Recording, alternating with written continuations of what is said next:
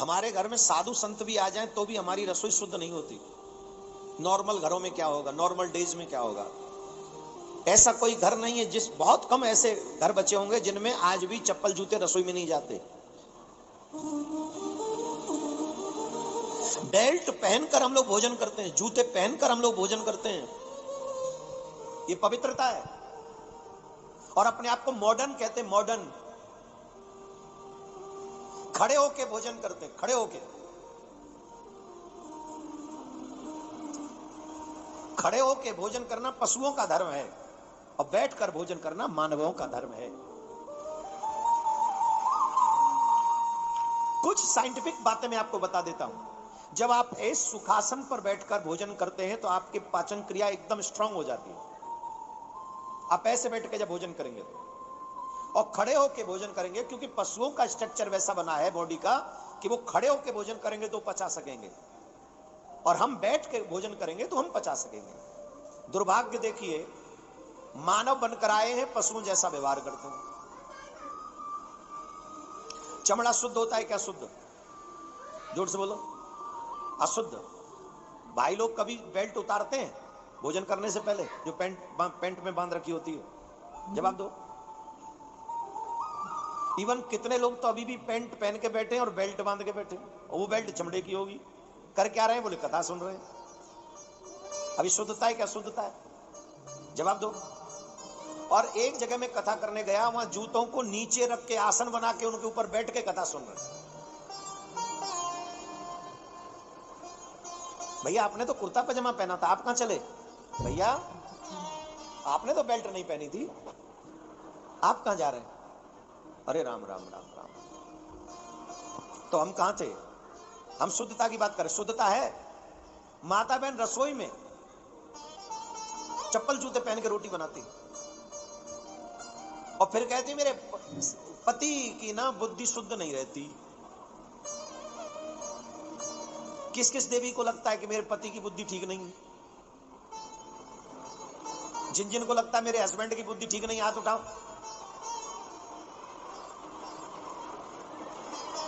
अब पति देख रहे हैं इधर, कहीं मेरी वाली तो नहीं उठा रही हाथ। और हर पति को पता है कि उनकी बुद्धि कैसी है। देखो, पति की बुद्धि खराब करने में, बच्चों की बुद्धि खराब करने में हमारी रसोई का बहुत बड़ा हाथ है। आप लोगों ने एक कहावत सुनी होगी, जैसा खाओगे अन्न वैसा होगा। तो अन्न कैसा खा रहे हो ये सोच समझ के आपको बात करनी पड़ेगी। इसमें पवित्रता, रसोई में पवित्रता बहुत जरूरी है। हम आग्रह कर रहे हैं, आप हमारे आग्रह को स्वीकार करिए। रसोई में चप्पल जूते नहीं जाने चाहिए। रसोई में झूठ बिचार, कितने लोग ऐसे प्लेट लेके रसोई में खड़े होके खा रहे होते हैं। पत्नी वहीं रोटी सेक रही है, पति वहीं ठाड़ो भैंसा की तरह वहीं खा रहा हो। तू को है, भगवान ने मानव बनाया, तू बैठ खा ले, वहीं ठाड़ो रसोई में ही। अच्छा, पत्नी इसलिए सुखी है कि मुझे अब इसको देने नहीं जाना पड़ेगा, और पति जो हमारे सुखी है कि वो चूल्हे पे तो उतर उतर के मिल रही है, दोनों ही खुश है। ये भूल गए कि रसोई अशुद्ध हो गई, झूठी हो गई। अरे हमारी माताओं से पूछो, पहले रोटी को वस्त्र से ढक के रखते थे, किसी की नजर न पड़ जाए। दो तीन चीजें हमेशा पर्सनल होनी चाहिए, बहुत छुपी हुई। एक भोजन, ध्यान से सुन लो, कोई नहीं बताएगा तुम्हें आज के जमाने में, इसीलिए कहता हूं बच्चों को लाया करो कथा सुनाने। एक तो बच्चों को लाते नहीं हो, एक आध आ भी जाए तो वो मोबाइल में लगे रहते हैं। फिर कहते मन नहीं लग रहा था। मन कहां से लगेगा? लग तो रहती है मोबाइल रूपी जीजा में तेरो मन। या मोबाइल छोड़ा पीछे जब न मन लगे। जो यहां आए, मैं उनसे नहीं कह रहा हूं, आप सब तो देवी देवता, मैं तो उनसे कह रहा हूं जो यहां नहीं आए। मैं कहां था? दो तीन चीजें बहुत छुपा के रखनी चाहिए। पूछो क्या? पूछो कौन कौन सी चीज छुपा के रखनी चाहिए? भोजन छुप के करना चाहिए। किसी को भी ये ना पता चले कि तुम भोजन में क्या क्या खा रहे हो। गरीबी भी छिप जाएगी, अमीरी भी छिप जाएगी। भजन भी छुप के करना चाहिए। आप कितना भजन करते हो, दुनिया में ढिढोरा पीटने की कोई आवश्यकता नहीं। जितना भजन छुपा हुआ होगा उतना ही आपके लिए पावरफुल होगा, जितना छुपा होगा। हमारे विद्वान लोग जानते हैं महाराज, गायत्री मंत्र को मुख से बाहर नहीं निकालना, होठ नहीं हिलने चाहिए गायत्री जाप करते समय, इतना इंटरनली वो जाप होना चाहिए उसका। और जितना ऐसे गुप्त इसका जाप होगा, गुरु मंत्र का भी ऐसे जाप करना चाहिए। पहले जोर जोर से, पहले इसलिए बोलते हैं उसकी प्रैक्टिस हो जाए, और प्रैक्टिस होने के बाद फिर मुंह से भी नहीं बोलना। ऐसा करो कि मन अपने आप वही मंत्र जाप करता रहे, और जब मन से वो जाप होता रहेगा सिद्ध हो जाएगा, आपको तुरंत सिद्ध हो जाएगा वो मंत्र। भोजन छिप के करें, भजन छिप के करें, पैसा छिपा के रखें, और स्त्री को पर्दे में रखें। अब इस बात से थोड़ा सा, पर्दे माने ज्यादा स्त्री का प्रदर्शन, हमारे घर की बहन बेटियों का प्रदर्शन हमको नहीं करना चाहिए। अब इस बात को लोग लाइक नहीं करेंगे, आखिरी वाली को, तीनों को तो शायद कर भी ले, लेकिन इस बात को डिसलाइक करने से पहले ईमानदारी से आज के माहौल को देख लेना। बस हमने जब से मर्यादाओं का उल्लंघन किया है, तब से न पति सुरक्षित है न पत्नी सुरक्षित है। अब बताओ हम गलत कह रहे हैं क्या? बोलो।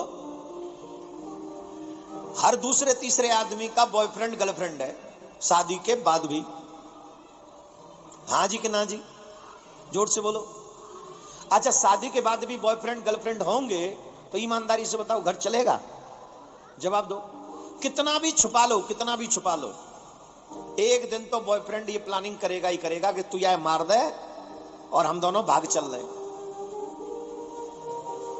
घर टूटेगा, बच्चे दुखी होंगे, बच्चे रोएंगे, और जगत में तुम्हारी बदनामी होगी। कब? जब हमने अपने आप को प्रदर्शित कर दिया। इन सब के पीछे एकमात्र कारण यही है, स्त्री, भजन, भोजन और लक्ष्मी ये पर्दे में रहनी चाहिए, जिससे बुरे लोगों की दृष्टि उस पे न पड़े और वो सुरक्षित रहे। भजन भी सुरक्षित रहे, भोजन भी सुरक्षित रहे, लक्ष्मी भी सुरक्षित रहे। अब तुम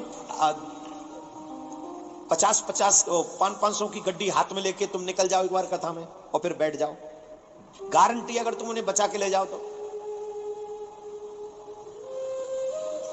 कोई ना कोई तो हाथ साफ कर ही देगा, वो छुपा के रखनी पड़ेगी आपको। तो इसलिए हमें भोजन भी मर्यादित करना चाहिए और शुद्धता से करना चाहिए। तो न तो पवित्रता बची, न तपस्या बची, तीसरी दया। आप बताइए, दया है?